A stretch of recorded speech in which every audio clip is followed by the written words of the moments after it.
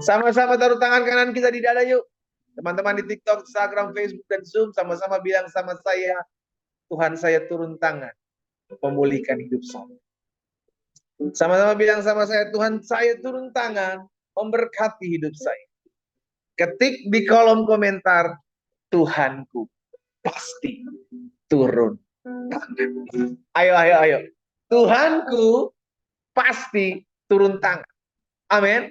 Ini membuktikan saudaraku bahwa Tuhan kita adalah Tuhan yang bertanggung jawab atas hidup setiap kita. Kalau kita bilang Tuhan akan turun tangan, bertanggung jawab dalam hidupku, maka apa lagi yang perlu kukhawatirkan? Betul keadaan belum berubah sampai hari ini. Betul pintu-pintu masih belum dibukakan sampai saat ini.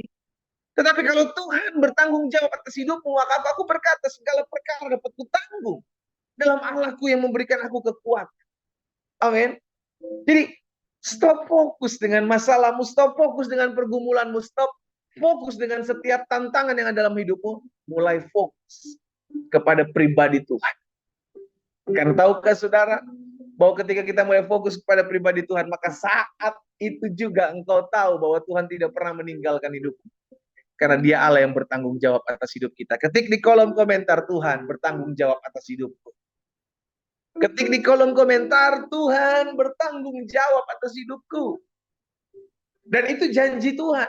Aku menyertai kamu sampai kepada akhir zaman. Kalau Tuhan menyertai kita, maka Tuhan juga yang bertanggung jawab atas hidup kita. Kalau Tuhan menyertai kita, maka Tuhan juga yang memelihara, menolong, membela, menghibur, menguatkan setiap kita. Dahsyat Tuhan kita. Amin. Yes. Ambillah kita sama-sama saudara yang dikasih dalam Tuhan. Ya, ingat ya, Tuhan bertanggung jawab atas hidup saudara dan saya. Apapun bisa terjadi. Saya teringat kisah Elia, ya kan, di mana masa-masa itu adalah masa-masa kelaparan, masa-masa kekeringan. Tetapi namanya Tuhan sudah memanggil hambanya sama. Saudara dipanggil sama Tuhan dalam kehidupan saudara dan saya, kita dipanggil sama Tuhan untuk mengiring Tuhan. Maka saat yang sama juga Tuhan bertanggung jawab atas hidup saudara dan saya. Elia Tuhan pelihara. Itu bentuk pertanggungan jawab Tuhan ketika Tuhan memanggil seseorang untuk berkarya di ladangnya, untuk ada di dalam jalan-jalannya. Maka Tuhan yang bertanggung jawab. Stop fokus kepada masalahmu, stop fokus pada penderitaanmu, stop fokus kepada pergumulanmu. Mulai fokus kepada pembelaan Tuhan, kepada pertolongan Tuhan. Tuhan yang kita sembah adalah Tuhan yang bertanggung jawab atas hidup kita. Tuhan yang membela perkara kita. Haleluya. Hari ini saudara dikasih dalam Tuhan, kita ada sama-sama dalam Bilangan pasalnya yang ke-25. Habislah tentang Balak, Raja Moab, dan Bileam yang dipanggil Balak untuk mengutuki bangsa Israel. Setelah 3 kali panggilan atau 3 kali tempat, 2 kali panggilan dan 3 kali tempat untuk mengutuki tetapi gagal, justru yang terjadi adalah berkat yang diterima oleh bangsa Israel. Maka ada dalam keadaan 25, pasal 25 dalam Bilangan ayat yang pertama sampai dengan ayat 9. Saudara perhatikan ya, Bilangan pasal 25 ayat yang pertama sampai dengan ayat yang ke-9. Sementara Israel tinggal di Sitim, mulailah bangsa itu apa? Berzina dengan perempuan-perempuan Moab. Saudara, coba saudara lihat perhatikan perkataan firman Tuhan ini. Pada saat mereka tinggal di Sitim, bangsa ini, bangsa Israel, bangsa yang dijaga oleh Tuhan, itu mulai berzina, mulai kawin campur dengan perempuan-perempuan Moab. Yang dampaknya apa? Ayat kedua. Saudara perhatikan, dampaknya adalah perempuan-perempuan ini mengajak bangsa itu, umat Tuhan ini, diajak oleh perempuan-perempuan Moab itu ke korban sembelihan bagi Allah mereka. Lalu bangsa itu, yaitu bangsa Israel, turut makan dari korban itu dan menyembah Allah orang-orang itu. Saudara perhatikan. Ketika saya merenungkan ayat ini, sudah dikasih dalam Tuhan, barusan saja di ayat pasal 24, bagaimana Tuhan menjaga bangsa Israel Sehingga ketika Raja Moab hendak mengutuki mereka, untuk memakai Bileam mengutuki mereka, Tuhan pagari, Tuhan jaga sehingga yang terjadi bukan kutuk melainkan berkat. Namun di sisi lain, iblis tidak berhenti menyerang mereka, memakai perempuan-perempuan Moab untuk menghancurkan bangsa ini. Lihat, saudara lihat. Kalau iblis tidak bisa menyerang di sisi yang lain, maka dia akan pakai sisi yang lain. The other side, ya. Dari atas, Raja Moab tidak bisa mengutuki bangsa Israel. Apakah berhenti sampai situ? Ternyata tidak. Memang benar, Bileam pulang, Raja Moab, Balak pulang. Tetapi apakah cara kerja si jahat berhenti sampai situ? No. Di pasal 25 ayat mencatat, firman Tuhan mencatat, bahwa pada saat itu yang masuk adalah perempuan-perempuan. Ternyata cara kasar tidak bisa masuk, maka yang masuk adalah cara halus. Loh, sama-sama berasal dari Moab, saudaraku. Yang pertama, Raja Moab yang bertindak mengutuki bangsa Israel dengan Bileam. Tidak berhasil. Tetapi cara yang kedua, disusupi perempuan-perempuan Moab, jatuh.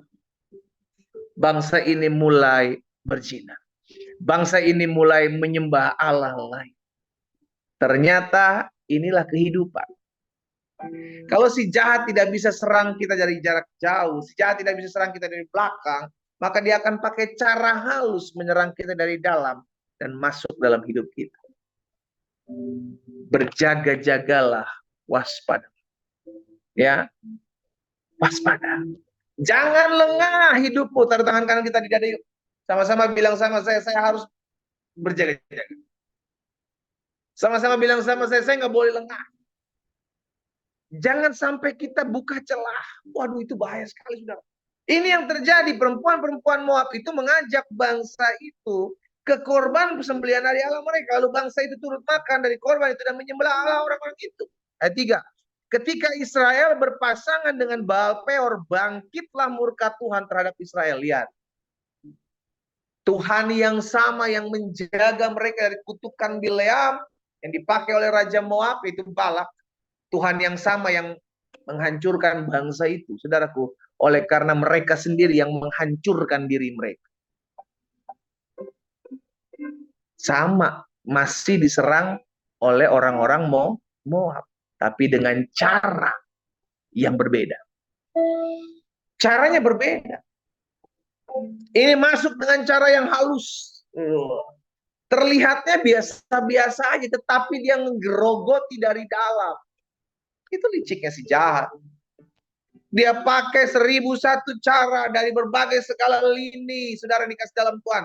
Tujuannya satu, supaya umat Tuhan, umat tebusan Tuhan, anak-anak Tuhan Yesus, itu hidupnya hancur oleh karena menjauh dari Tuhan.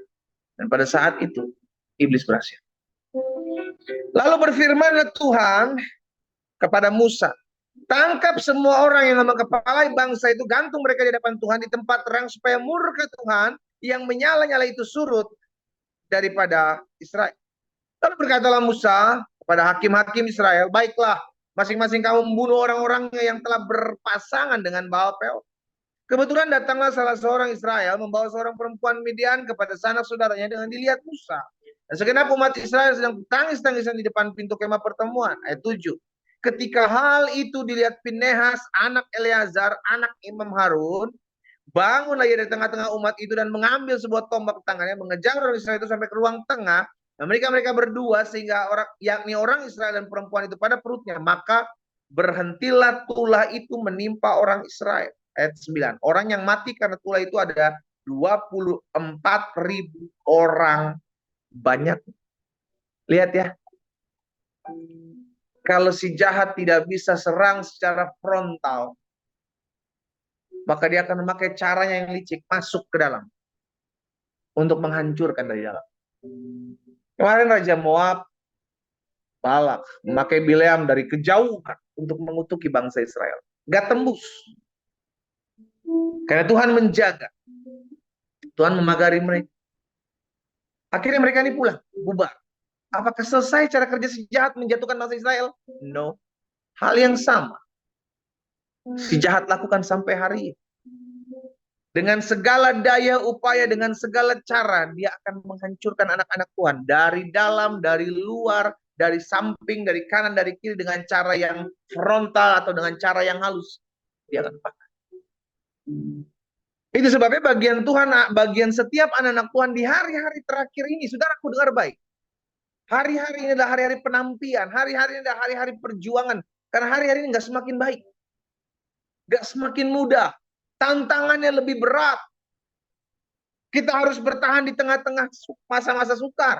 Kita harus bertahan di tengah-tengah keadaan yang tidak baik.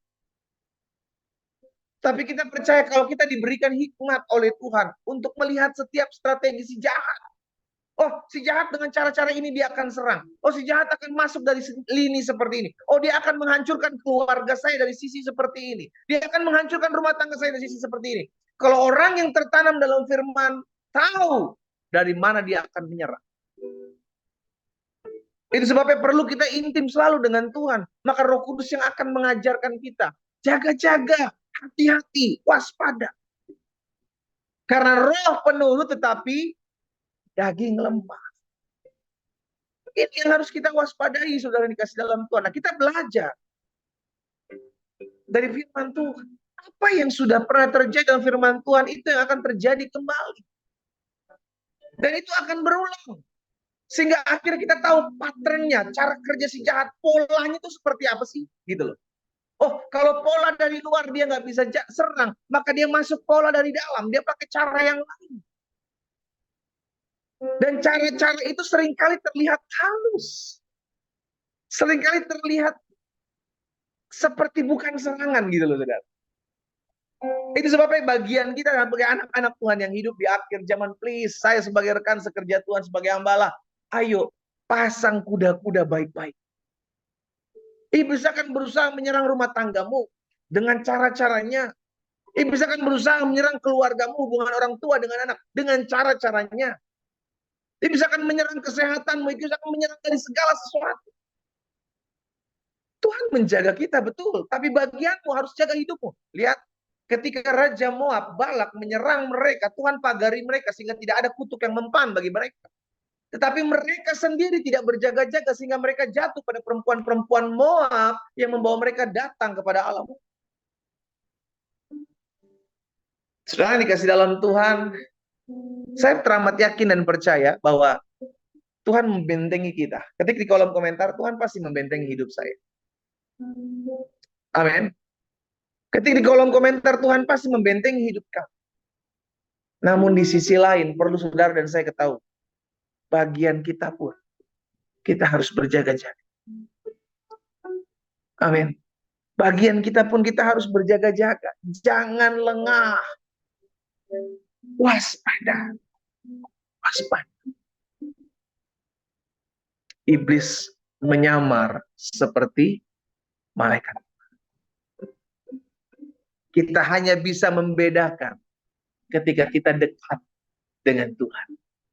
Kita tahu, oh ini caranya dia akan buat seperti ini. Oh dia masuk lewat seperti ini. Oh cara dia, karena gak ada cara yang baru. Semua dipakai sejahat adalah cara yang lama yang diulang kembali. Orang yang belajar firman Tuhan, orang yang mengetahui firman Tuhan, dia akan tahu oh, polanya seperti ini. Sebagaimana mereka menghancurin bangsa Israel, mereka juga akan menghancurkan hidup kita dengan cara yang seperti ini. Makanya kita harus berjaga-jaga, kita harus waspada akan hal ini. Saudaraku, pastikan kau tahu cara kerjanya. Ya. Roh Kudus akan memberikan kita tuntunan, Roh Kudus akan memberikan hikmat buat setiap kita. Karena itu bagian kita waspada, jangan buka celah. Jangan buka celah sekecil apapun. Karena ketika kita buka celah sekecil apapun, dia akan masuk dan menghancurkan hidup kita. Itulah cara.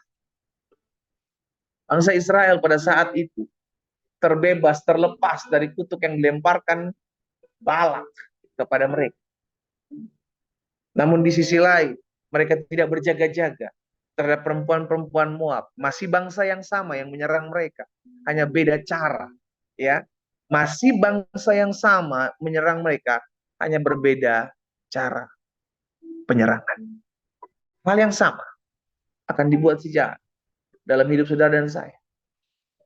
Itu sebabnya bagian kita adalah setiap pintu tutup, setiap celah tutup.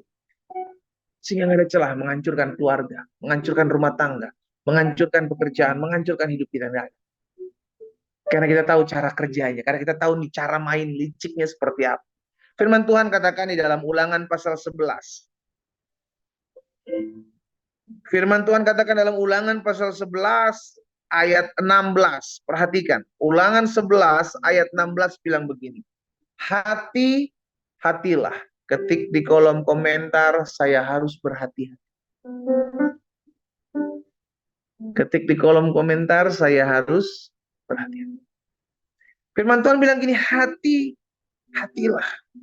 Supaya jangan hatimu terbujuk.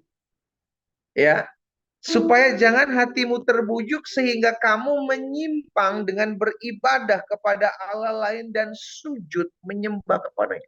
Itu yang dilakukan oleh bangsa Israel ketika didatangi oleh wanita-wanita Moab, perempuan-perempuan Moab.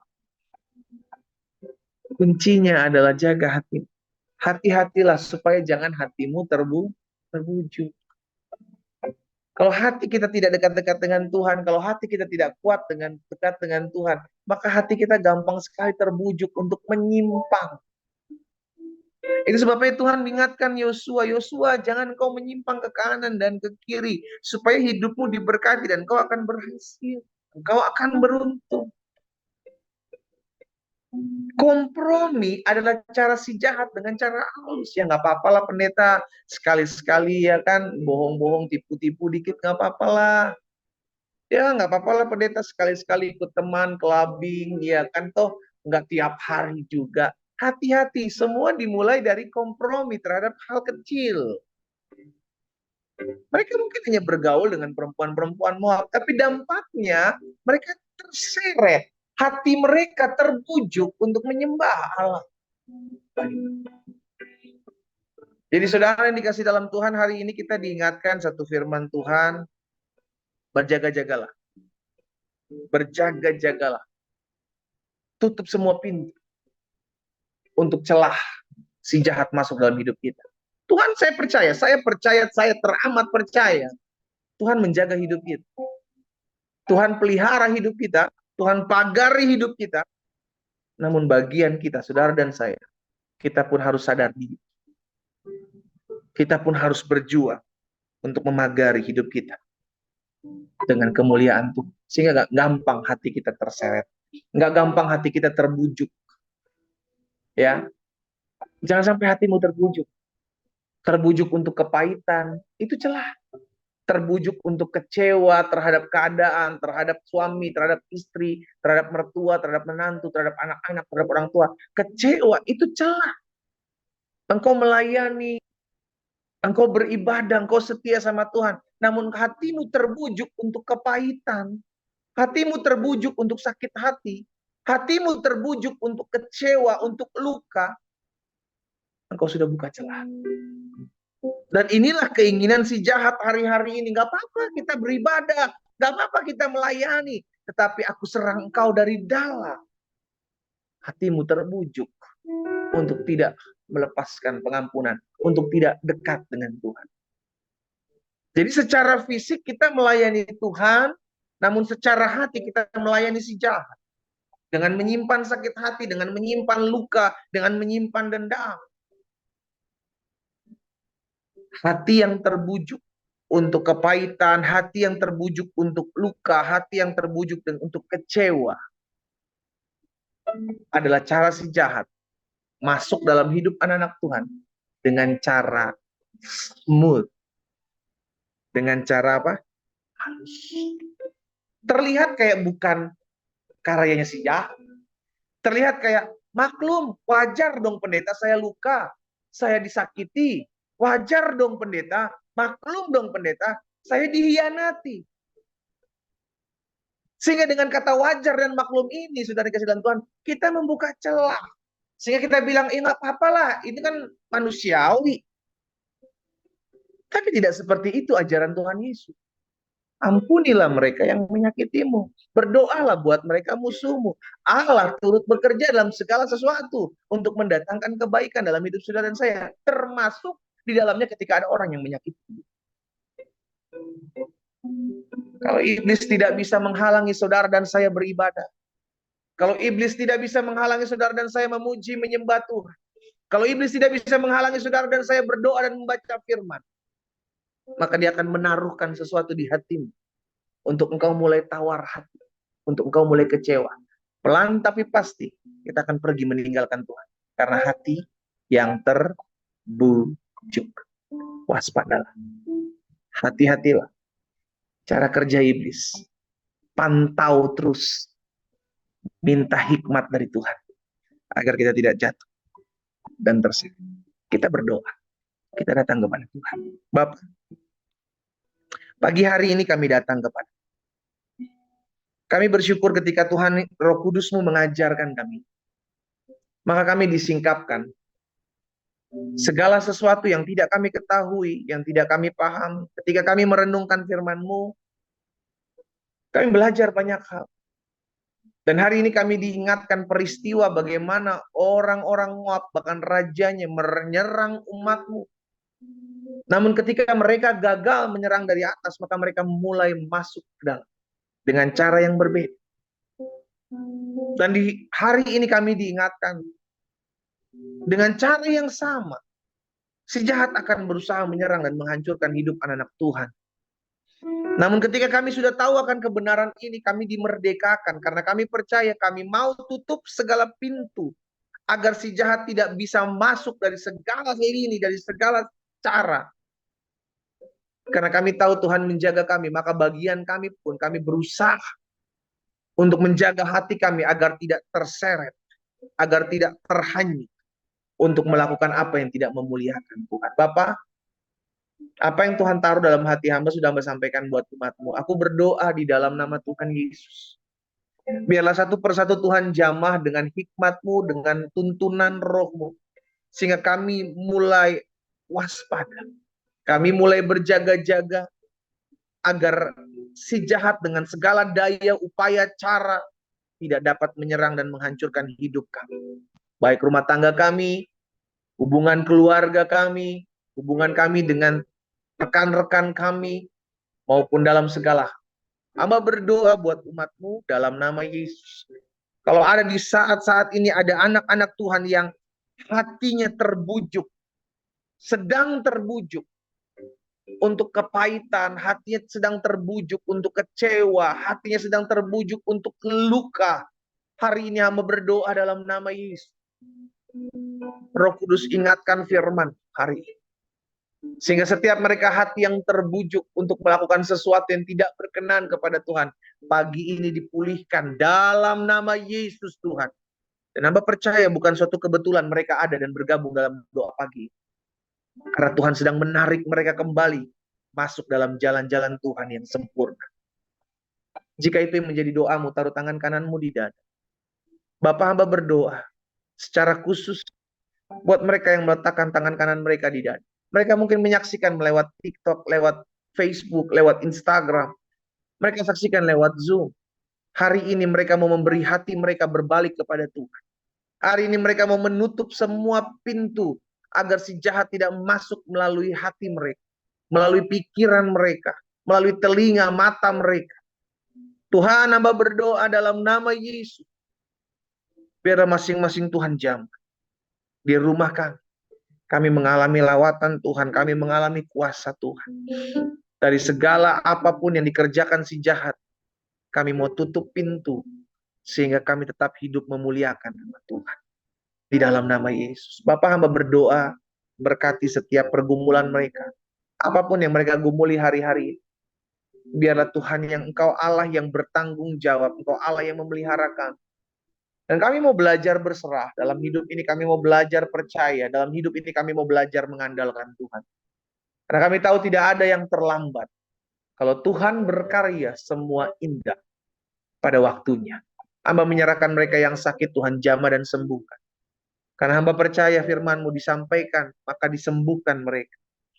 Di rumah mereka masing-masing, kalau ada yang sakit, Tuhan pulihkan dalam nama Yesus. Oleh bilur-bilur mereka yang sakit sudah menjadi sembuh. Di dalam nama Yesus, terima kasih Tuhan. Kami terima dengan iman. Mereka yang lemah dikuatkan, mereka yang bimbang diteguhkan. Di dalam nama Yesus, bahkan mereka yang terikat, terbelenggu, dalam nama Yesus dilepaskan, dibebaskan. Pagi ini adalah pagi berkat. Pagi ini adalah pagi mujizat. Pagi ini adalah pagi lawatan Tuhan. Pagi di mana kami mengalami perjumpaan dengan Tuhan. Bapak terima kasih. Hamba berdoa berkati setiap orang-orang muda. Tuhan jaga, Tuhan pagari mereka. Tuhan tolong mereka sehingga di masa muda mereka menjaga hati dan hidup mereka dalam kekudusan. Sehingga mereka tidak membuka celah agar si jahat masuk dan merebut masa muda mereka. Hamba mau berdoa secara khusus buat orang-orang muda. Ke orang-orang muda yang pagi hari ini bergabung dalam doa pagi online. Kau mau didoakan secara khusus, taruh tangan kananmu di dalam.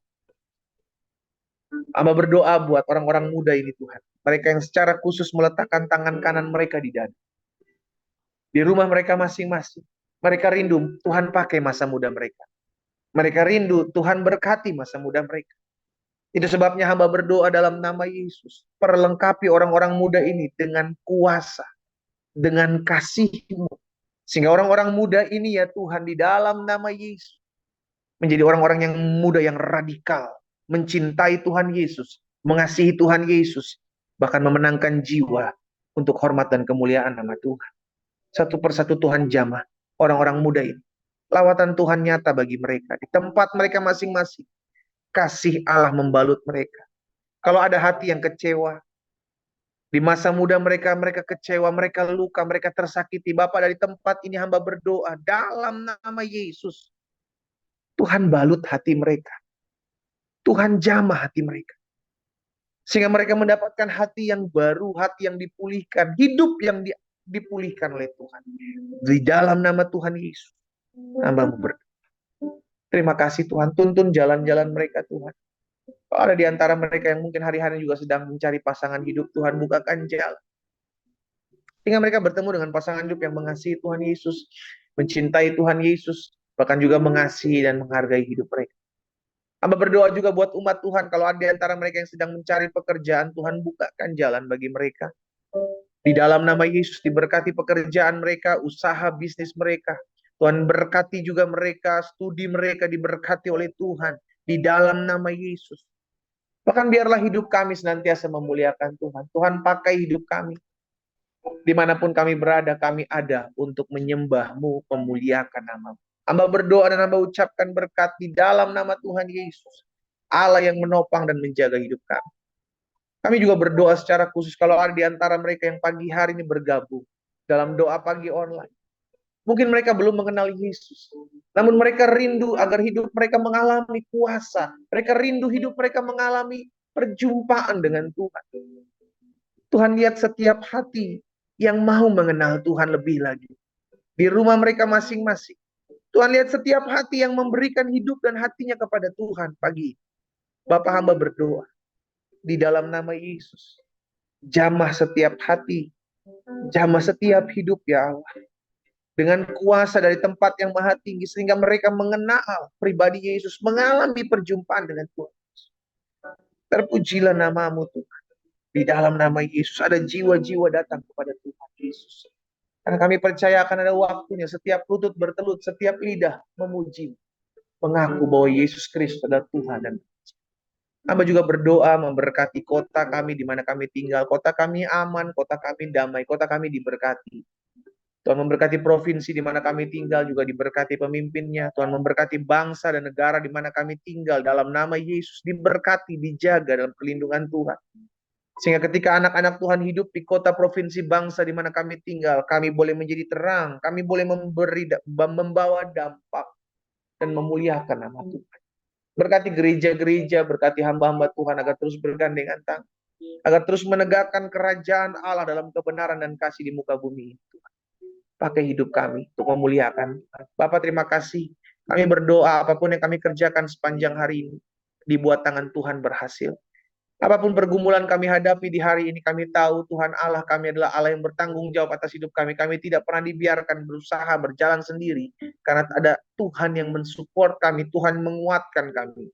Sehingga kami mampu dan sanggup untuk melewati hari demi hari bersama-sama dengan Tuhan Yesus. Kami aminkan apa yang kami doakan terjadi dalam hidup kami. Di dalam nama Tuhan Yesus Kristus kami berdoa. Haleluya. Amin. Saudara yang dikasih dalam Tuhan, kita sudah selesaikan doa pagi hari ini. Ayo melangkah di sepanjang hari ini, sambil engkau berjaga-jaga, sambil engkau minta tuntunan Tuhan, minta hikmat dari Tuhan, sehingga tidak ada jebakan-jebakan, trap-trapnya si jahat yang membawa kita masuk dalam kehancuran. Waspada, jaga hatimu dengan segala kewaspadaan. Tuhan Yesus memberkati kita. Selamat pagi dan shalom.